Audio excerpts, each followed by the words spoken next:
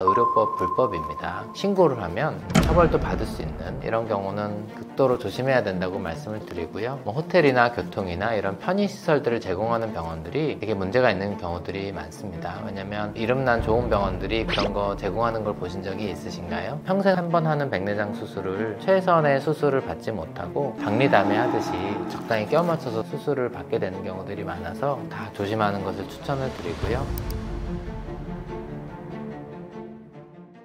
인공수정체 종류는 무엇이 있나요?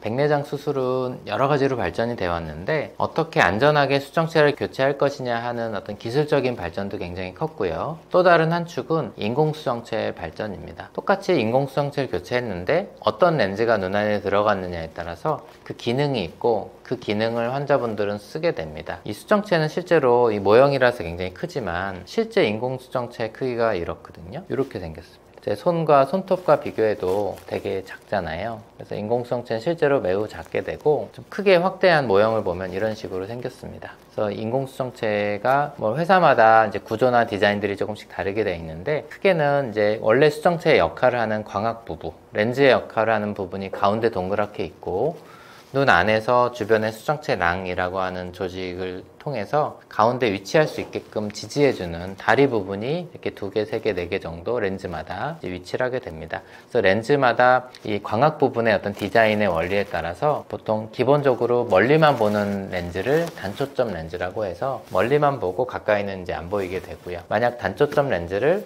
책 보는 거리로 맞췄다. 그러면 그 지점만 잘 보이고 또 앞뒤로는 잘 안 보이게 되는 것이 단초점 렌즈의 특성입니다. 그 이후에 이제 렌즈의 광학적 원리를 이용해서 멀리뿐만 아니라 가까이를 같이 볼 수 있도록 초점을 2개, 3개 이렇게 갖도록 만든 렌즈들이 다초점 렌즈라고 보시면 되고 제 그림에서 보여드린 거에서 두 번째 거가 이제 이중 초점에 해당되는 거라고 보시면 되겠습니다. 최근에는 이중 초점 렌즈들은 초점이 하나가 작동하는 동안 다른 하나의 초점은 빛번짐을 유발하기 때문에 그 빛번짐을 줄이고 좀 자연스러운 시력에 가까운 시력을 만들기 위해서 연속 초점 내지는 프리미엄 단초점이라고 얘기하는 조금 다양한 렌즈들이 굉장히 인기리에 많이 사용되고 있습니다. 그 렌즈들의 원리는 그림에서 아래쪽 보시는 것처럼 초점이 한 지점에 맺는 것 같지만 이게 샤프한 한 지점이 아니라 조금 앞뒤로 폭 넓게, 우리가 아까도 초점 심도라고 얘기할 수 있는 초점 심도를 좀 늘려줌으로 인해서 내가 딱 원하는 거리뿐만 아니라 거기서 조금 더 폭넓게 쓸 수 있는 렌즈들이 요새 굉장히 인기리에 많이 사용되고 있습니다. 그래서 렌즈의 종류가 실제로 되게 많아서 수술할 때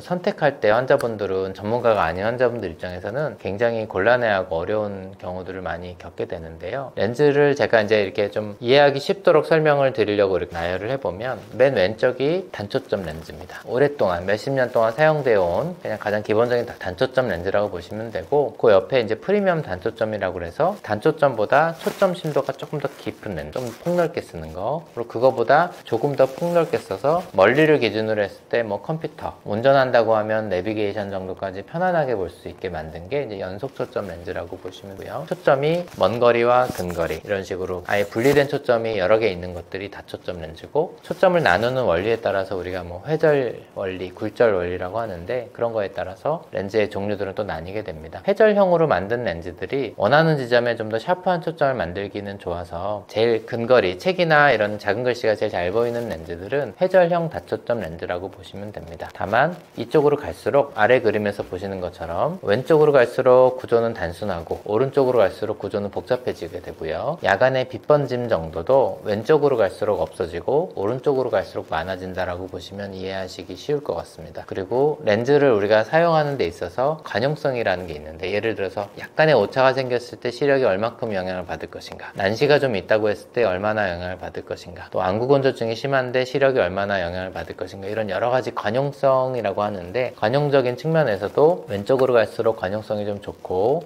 오른쪽으로 갈수록 관용성이 떨어지기 때문에, 그래서 우리가 다초점 렌즈를 사용해서 원거리부터 근거리까지 모두 다 잘 보고자 할 때는 그만큼 눈에 다른 이상은 없는지, 심지어 안구건조증의 유무라든지 이런 것까지도 굉장히 꼼꼼하게 다 검사해보고 수술 시 결정해야 되는 것이 매우 중요하다고 하겠습니다. 실제로 다양한 렌즈들을 다양하게 사용을 합니다. 다초점의 경우는 멀리부터 가까이를 다 보고자 하는 거라 대부분 멀리를 타겟으로 수술을 하는데요. 그렇지 않은 렌즈들, 아까 말씀드린 단초점, 프리미엄 단초점, 연속초점 이런 렌즈들은 실제로 중간거리 보게 했을 때 중간거리부터 또 가까이까지 잘 보이게 하는 그런 기능들을 지원하기 때문에 우리 필요에 따라서 또 원래 시력에 따라서 렌즈들을 다양하게 활용을 하게 됩니다.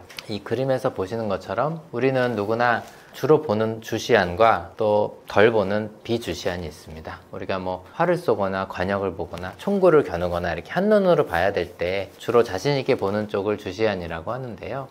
그래서 보통 연속초점이나 프리미엄 단초점 렌즈 같은 걸 가지고 우리가 원거리부터 근거리까지 골고루 보겠다 그렇게 했을 경우에는 주시안을 먼거리에서 한 중간거리 정도 보이게 연속초점을 넣고 또 비주시안을 중간거리부터 가까이까지 보이도록 이렇게 맞췄을 때 실제로 그 성능을 두 눈으로 다 쓸 수가 있습니다. 우리가 이렇게 비교하면 약간씩 먼거리 볼 때는 이쪽이 더 선명하고 가까이 볼 때는 이쪽이 더 선명하고 할 수 있지만 결국 우리 눈이라는 건 두 개인 이유는 두 눈의 기능들을 다 종합해서 내가 인식하고 쓸 수 있기 때문에 그렇게 하게 됩니다. 이 경우가 오히려 다초점보다도 야간의 빛번짐도 적고 장점이 있어서 이런 방식으로 수술하는 경우도 요새는 많이 있습니다. 최근에 나온 도수조절 인공수정체는 무엇인가요? 최근에 백내장 수술에서 큰 혁신이 있었습니다. 뭐냐면 그동안 모든 인공수정체 종류들이 수술할 때 사용하고 나서 도수는 그냥 고정돼 있기 때문에 그거에 적응하면서 사용하거나 불편하면 안경을 쓸 수밖에 없는데 최근에 큰 혁신이 있었던 부분이 백내장 수술을 일단 받고 나서 빛을 쐬면 눈 안에 렌즈의 도수가 바뀌고 시력을 마음대로 변환할 수 있는 기술이 나왔습니다. 그래서 이거를 라이트 어드저스터블 렌즈, 빛으로 조절 가능한 렌즈라는 뜻에서 이렇게 이름을 만든 렌즈인데 이게 이제 미국에서 이미 한 4, 5년 동안 굉장히 폭발적으로 사용이 늘어왔고 처음으로 이제 해외로 진출한 게 저희 대한민국이었고 저희 병원이 최근에 한 3달 전에 첫 환자를 시술을 하면서 이 렌즈를 이제 도입을 시작했습니다. 오스카상 시상식 장면인데요. 여기 보시면 그 영화 오펜하이머라고 재작년에 유명했었잖아요. 그 작품상을 받았을 때 가운데가 이제 감독님이고 오른쪽에 계신 분이 이제 찰스 로벤이라고 이제 프로듀서신데 이분이 시상식에 이런 모습으로 나오셨는데 저희들은 그냥 아는 거죠. 아, 이분은 특이한 고글을 끼고 계셔가지고 저희는 바로 다 인지를 한 건데 아, 이분이 백내장 수술을 받고 이 LAL 렌즈를 쓰신 지 얼마 안 됐구나. 보통 이제 이게 수술하고 나서 빛으로 시력을 조절하기 때문에 수술 받고 나서 그 조절이 다 끝나는 마무리 시간까지 보통 한 2달 정도 보는데 그 사이에는 이제 어떤 외부의 빛이 혹시 잘못 들어가면 시력에 영향을 줄까봐 저희가 낮에는 고글 착용하고 활동을 하시도록 하거든요. 그래서 그 고글을 한참 끼고 이제 시상식에 올라오셔가지고 저희들은 다 알아봤습니다. 그래서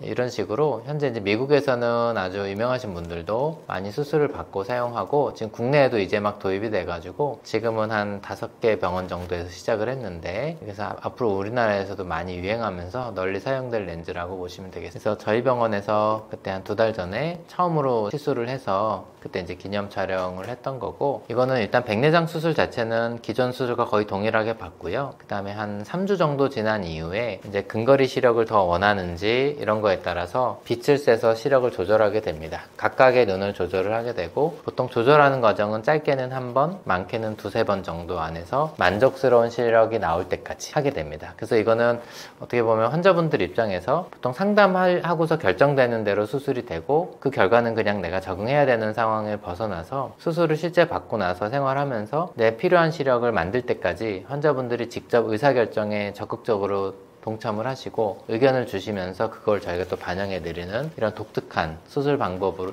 개발되게 되었습니다. 병원 선택 시 주의사항 알려주세요.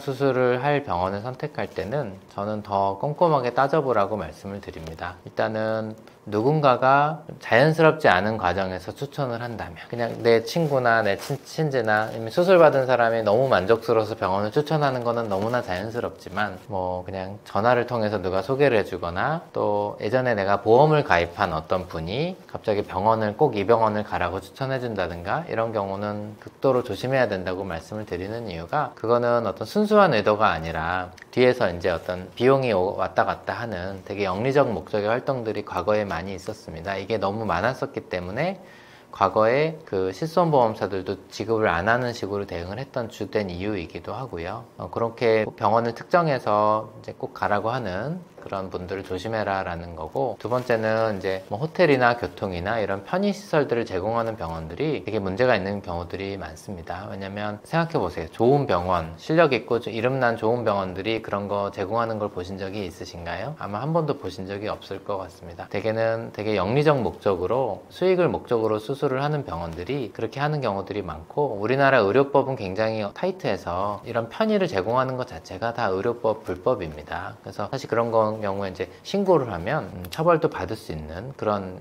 내용에 해당되기 때문에 그런 경우는 더 조심해야 된다라는 말씀을 드리고, 특히 어떤 교회라든지 뭐 성당이라든지 이런 단체로 수술들을 또 하는 경우들이 있습니다. 뭐 버스를 타고 같이 이동한다든가 이런 경우들도 있는데, 이런 경우도 다 이제 좋은 목적으로 병원과 교회가 이제 연계돼 있다든가 이런 식으로 하는 경우들이 적지 않게 있어 왔기 때문에, 혹시라도 그런 유혹이나 상황에 휘말리지 않도록 저도 좀 철저히, 왜냐면 수술이라는 게 철저히 꼼꼼하게 내 눈의 상황과 그런 것들을 검사를 받고 내 눈에 가장 정확하게 알맞는 방식으로 치료를 받아야 되는데, 되게 이제 교회나 이렇게 해서 단체로 가게 되는 경우는 그냥 미리 며칠 전부터 넣어야 되는 안약도 당연히 안 넣고요. 검사도 되게 최소한으로 간단하게 검사를 하고, 수술도 그냥 기존에 갖고 있는 렌즈들 중에 적당히 껴 맞춰서 수술을 하고, 그 뒤에 결과도 대충 봅니다. 그렇잖아요. 단체로 와서 뭐 지방에서 서울로 와서 수술하고 다시 지방을 간다 든가 이런 식이기 때문에, 내가 내 눈 평생 한 번 하는 백내장 수술을 최선의 수술을 받지 못하고 그렇게 그냥 단체로 우리 뭐 박리담회 하듯이 수술을 받게 되는 경우들이 많아서 그런 경우도 좀 조심하셨으면 좋겠다 이렇게 말씀을 드리고요. 그래서 한 번씩 병원을 좀 가보시고, 이 병원이 갖고 있는 어떤 역사나 철학,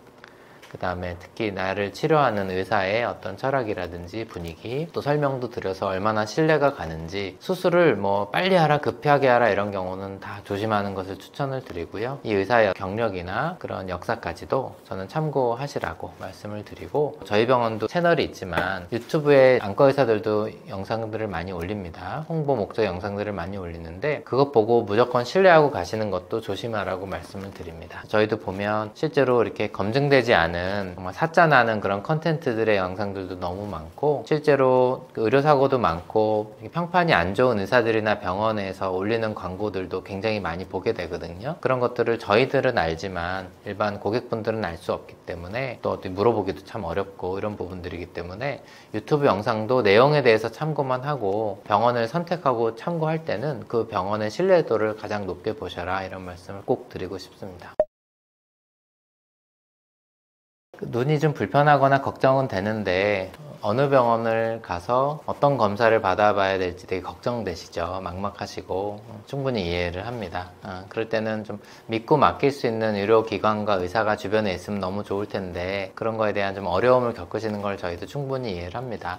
저희는 이제 용산구 이천동에 있어서 멀리서도 찾아오시는 분들이 계시지만, 또 뭐 저희가 다 모든 분들을 뵐 수 없는 현실에 있어서 뭐 저희가 도와드릴 수 있는 거는 한계가 있지만, 그래서 저희가 만든 것들은 이 유튜브 채널 닥터스티비라고 저희가 만들어서 운영하는 채널이 있는데, 여기를 와보시면 저희가 고정 댓글에 이제 링크를 걸어놨는데, 오시면은 평소 눈 건강과 관련해서 궁금하신 것들에 대한 이야기들이 많이 있고, 또 이제 그런 전문적인 치료나 또 다양한 사례들, 이런 분들 실제 환자분들의 생생한 이야기나 이런 것들도 최대한 좀 반영해서 유익한 컨텐츠를 많이 만들려고 굉장히 노력을 하고 있습니다. 그래서 한 번씩 방문하셔서 뭐 구독도 눌러주시고 한번 봐주시면 눈 건강에 있어서 도움이 많이 될 거라 생각을 합니다. 그리고 직접 저희 병원 진료를 한번 봐보고 싶거나 하신 분들은 저희 병원 다양한 채널을 통해서 네이버나 뭐 카카오톡, 전화를 통해서도 홈페이지에 저희 병원이 되게 전국적으로 많이 환자분들이 찾아주시는 병원이라, 저희 병원을 좀 따라한 병원들이 되게 많습니다. 지금은 한 20개 정도 되는 것 같아요. 안과에다가 센트럴이라는 이름을 붙인 병원들이 요새는 되게 많은데,